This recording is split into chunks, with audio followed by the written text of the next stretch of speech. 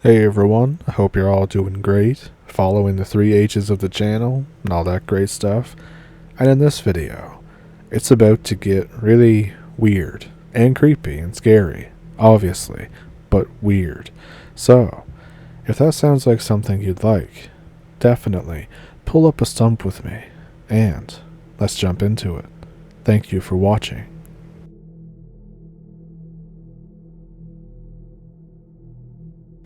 This is going to sound very mundane to a lot of you, especially since it's not as creepy as some other things you might hear, nor is there really any conclusion.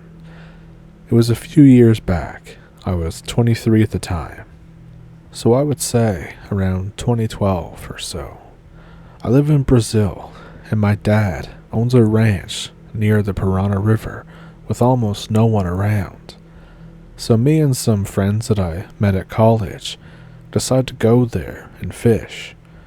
We arrived there early on a Sunday morning. Beautiful weather. We drank a bit.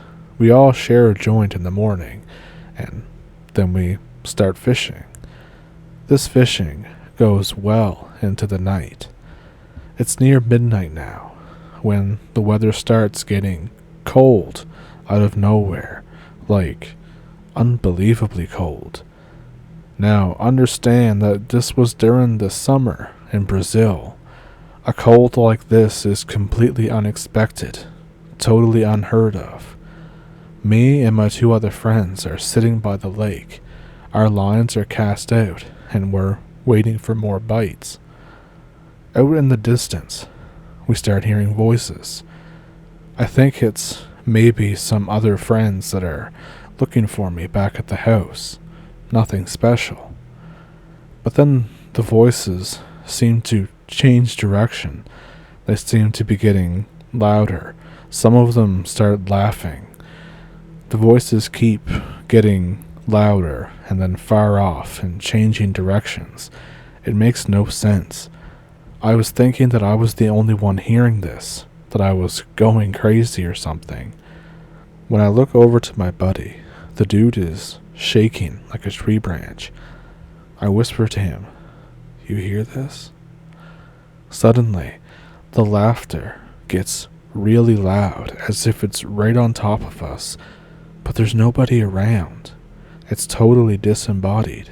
We've all heard stories about that if you get caught by the voices, then you're basically effed. So me and my two buddies get up and leave. We leave all the fish behind that we caught. I got home, and I essentially drink a bottle of Jack Daniels to try and calm my nerves. I didn't go back to get those rods, ever. They might even be still there. I swear, the Paraná River has some scary shit going on.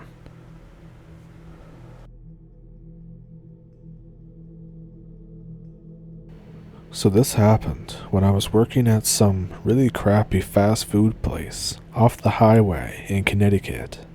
And this place is pretty far out of town. Across the street is a gas station, and after that, it's just woods. So this was mid-November of 2020, so business is deader than Blockbuster, but we can't close earlier than midnight, or the store supervisor will write up the store manager, who will in turn cut hours in revenge. Is it illegal? Yes, highly. How she gets away for cutting hours as revenge on people she doesn't like, I honestly couldn't tell you. But the said store manager is also super lazy and constantly leaves employees to do all of her work as well. On this particular night, she left me and a guy named Kyle to close by ourselves. Since it's dead and we're pretty much waiting around for midnight to come, we take advantage of the quiet and kill time sharing a 20-piece chicken tenders and playing cards. Eventually, Kyle decides to take out the trash. I'm restocking all the sauces and breakfast cutlery, while Kyle takes trash out to the corral.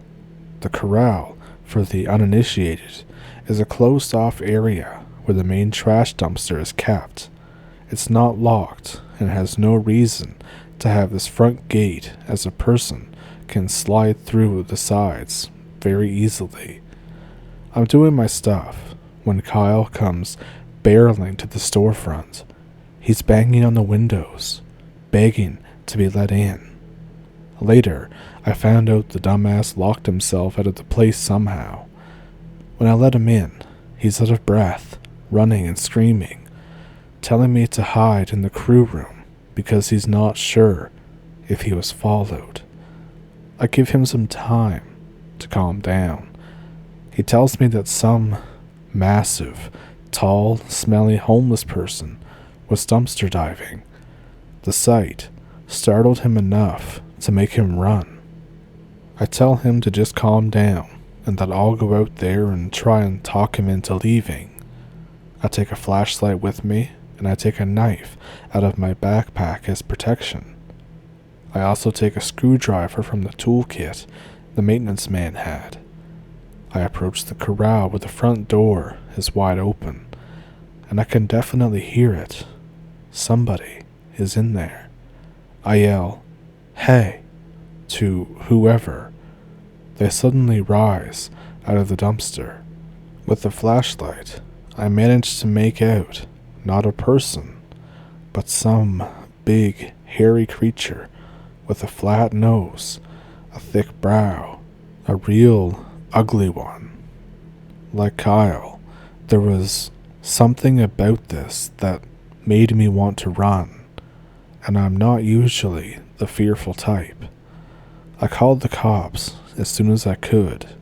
They didn't really find a whole lot besides a trail of garbage leading into the woods and some half-eaten expired food.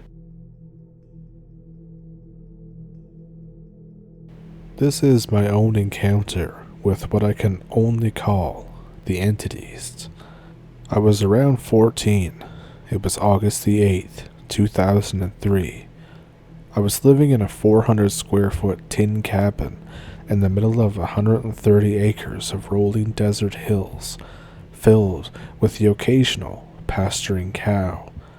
It has electricity and plumbing, but barely. My family pays $200 a month to live in the cabin. The owners of the property live in a real house out of sight on the far end of the property. I have an alarm app on my red Nintendo DS set to wake me up at 3 a.m. every night because I wanted to go outside and just screw around unsupervised. I grab a peanut butter and jelly sandwich in tinfoil that I had made before going to bed. I also grabbed a Glock BB gun from under the dresser and a bunch of empty soda cans to shoot at. I put it all in my backpack and sneak out, which, despite the cramped space, was easy enough, given that my mom slept with a CPAP louder than an airplane taking off. I trekked over hills, and eventually over a 5-foot deep by 3-foot wide, dried up irrigation ditch me and my brother would play trench warfare in. Once I get sufficiently far away, I set up my tin cans and readied my BB gun, only to realize that I brought the gun and the BBs, but not the magazine that went inside to the base of the handle to actually load them, which really sucked. So I collected my cans, jumping on them to squish them to save space. I eat my sad sandwich in silence, in the most sad way possible. On my way back to the cabin, I stumbled upon them. This single moment has been burned into my brain forever. Just thinking about them makes me sweaty and nauseous. On the close side of the irrigation ditch was a dead cow, which wasn't uncommon to see. My brother showed me a cow skeleton earlier that year. This cow was rotting and absolutely was not there on my way out to this spot, but there it was, in front of me. Floating above the cow were two things. each like a living lung turned inside out, made out of leather and covered in sequins. Their multi-tiered bodies shriveled and expanded like a heartbeat, making a dry, crinkling noise with every contraction. They lightly rotated in place, not taking any notice of me, if they were even capable of doing so.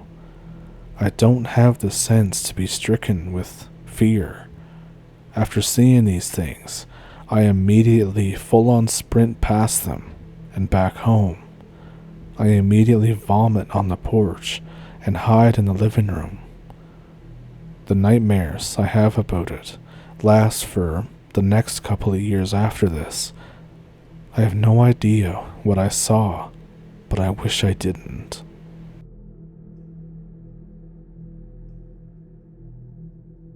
When I was maybe 16, I lived in a fairly small town.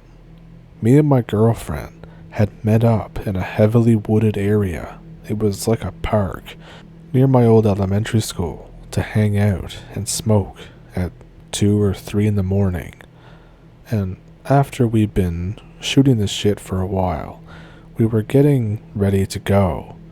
Then out of nowhere, there was this awful, rancid smell. We thought that the wind must have carried it from the nearby river or something, and we wanted to get away from this gross-ass smell. And as we're making our way out, we hear this incredibly loud scream. It sounded like a woman at the time, and this was years before reading anybody else's encounter or any other stories of this nature. But it seemed like something was way off about it though. It seriously sounded like a woman and this awful cat yowling at the same time. I yelled out into the woods, "Is anybody out there? Do you need help?" And the scream came again. Being a teenage dumbass, I instantly said, "Oh, somebody might be hurt, we should check it out," or something similar to that. I had my girlfriend give me the knife that she kept in her bag, and we ran towards the sound. As we got deeper and deeper into the woods, the smell got way worse. But there was no sign of anyone anywhere. Eventually, my girlfriend started freaking out, talking about there being things up in the trees. We eventually made our way back to the trail and just left. I'm sorry that there's no epic story or conclusion, but we heard the noises and screams. We didn't find anybody and eventually ended up leaving. That's about it. It's super weird, the smell, the things in the trees that my girlfriend was talking about, but I didn't see. The whole thing, just weird.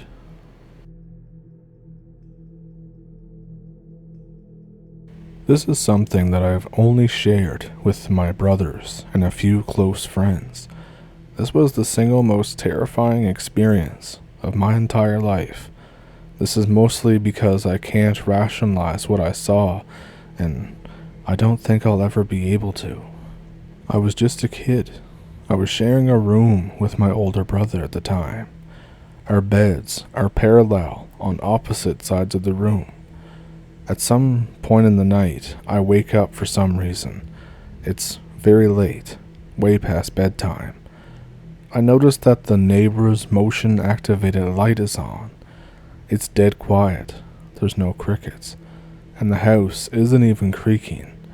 It's an old house, and it creaks and settles all the time.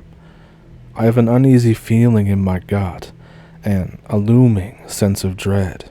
It's rising all around me, but something compels me to look out the window facing our backyard. I get out of the bed, and I climb over my brother. I can feel him breathing as I scramble over. I part the blinds to take a peek out the window, and I see it. Initially, it has its back to me and looks like a very large orange house cat. but the sense of dread is rising, and I'm feeling terrified, but not understanding why.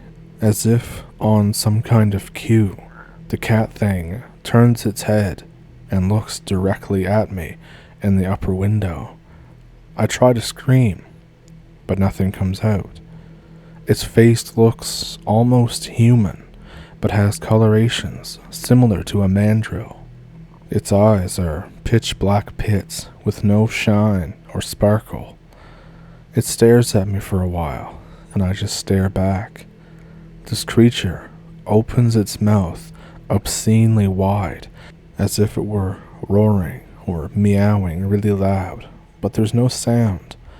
But then, I feel an intense pressure pushing all around my head.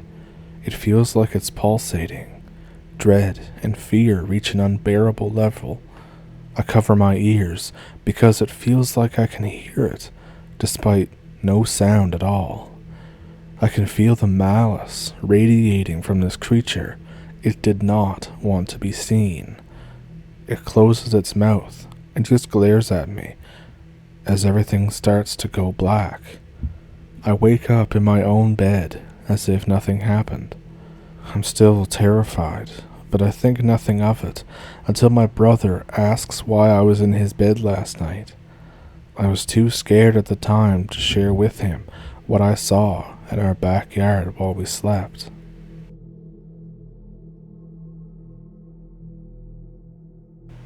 So I'm going to tell this story as it was told to me in the first person. And to be clear, this didn't happen to me at all. It's one of the stories that was going around the workplace. So, here we go. I was working as a logger. The site we operate is out in the middle of nowhere.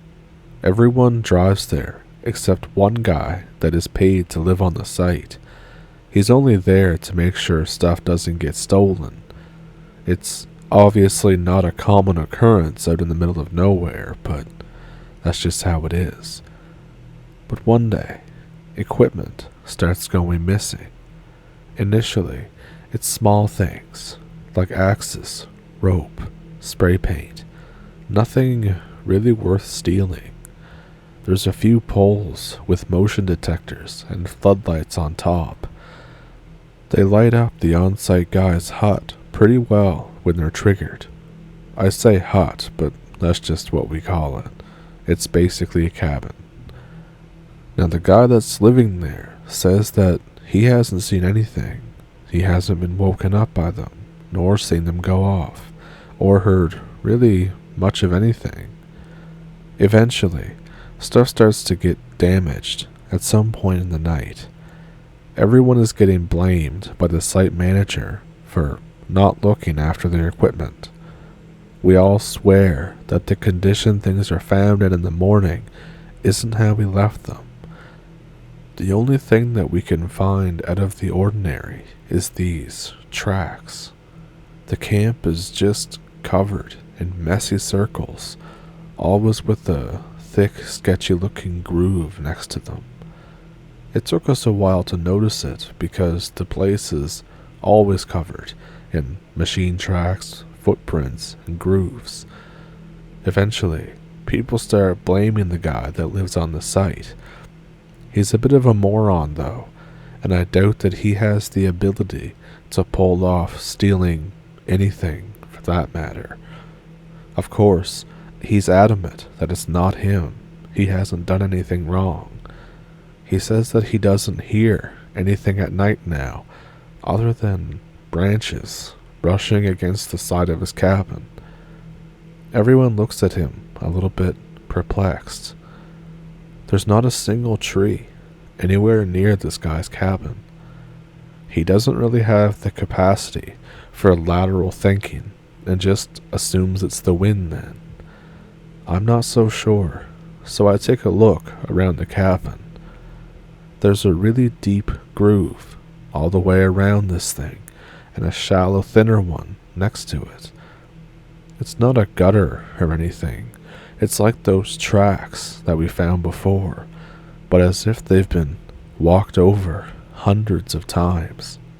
The site manager tells the cabin hut guy that if anything is damaged tomorrow morning, he's fired. This guy is now afraid and desperate to save his job, so he decides that he's going to stay up all night. Everyone else has packed up and went home. He's inside, watching his TV. Inevitably, he falls asleep in his chair. It's now very late at night. A bright light shines in his eyes and wakes him up. The spotlight is on outside and beaming through his window. He puts up his hand to block it out. He can make out a silhouette of a man. Only it's got messed up arms, really thick legs, and a crooked head. The cabin guy storms outside and shouts at this guy to give up. He's been caught. When no longer silhouetted by the spotlight, he realizes that it's not a person. Not quite, at least. The next morning, we all arrive, and the cabin guy is crouched on his roof, hugging an axe. We ask him what the hell he's doing up there, and he points to an area under the spotlight. There's a hacked off arm, but the arm is covered in little knots and what looks like bark. Everyone is freaking out, wondering what the hell's going on. The cabin guy seems to have clearly murdered whoever was stealing stuff. I knew he was dumb, but not that dumb. The police are called. We all give useless statements. The cabin guy won't say much other than it went back into the woods.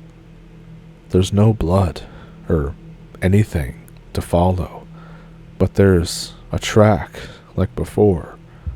There's quite a few police here now, but because these tracks are everywhere, they think it's just the machinery. We know it's not, so a group of us follow it. The police start searching the woods, but we convince them that one should come with us. The track just dead ends by this little half-rotted away tree. We go back because there's nothing left to follow. A bit later, some policemen come back with a bunch of climbing gear and a blue backpack. They found it up a tree. It had been used to get up the tree, but not down. Inside the backpack, there's a passport with a name that matches the missing person's report. The cabin guy isn't arrested because of conflicting evidence, but is heavily questioned about the arm and is eventually diagnosed with some kind of schizophrenic disorder after telling them what he saw. The climber is suspected to have fallen out of a tree a long time ago. The body is assumed to be scavenged by wildlife. DNA testing was done on the arm, and it was considered inconclusive. That's it. As I said, it's creepier to me since there was a whole bunch of these stories that kind of built up the lore of these things, and I had a similar job to the cabin guy. When I was first told the story, it was pretty obvious that I was scared. In fact, one prank that someone pulled on me was hiding a backpack in a tree just to screw with me. I really hated working with those guys, despite the pay being really good. Nothing really creepy happened to me. I'm glad of that. Either way, I hope someone enjoyed the story. Again, I'm just telling it to you as it was told to me. There's a part of me that thinks that it might be true, but what the hell would that guy have seen out there? So, what'd you think of those? Let me know which one was your favorite one down in the comments. Do you have one of your own? I have some links in the description that you can send them to if you want to. And I also have a PayPal and a Patreon down there as well. That's if you want to donate to the channel in any way. But that's only if you can. Watching the video, liking the video, and all that good stuff is perfectly okay too. Hello, kitty cat. What are you saying? I didn't mean to, interrupt the video like that, but here we are. Anyways, I hope you enjoyed the video, and if you did, then make sure to like and subscribe. And if you're new to the channel, or want to watch a video that you've already seen, I'll put 2 videos up here on the screen that you can check out if you'd like to. Otherwise, I'll catch you in the next one. Thank you for pulling up a stump. Thank you for watching. Have a good week.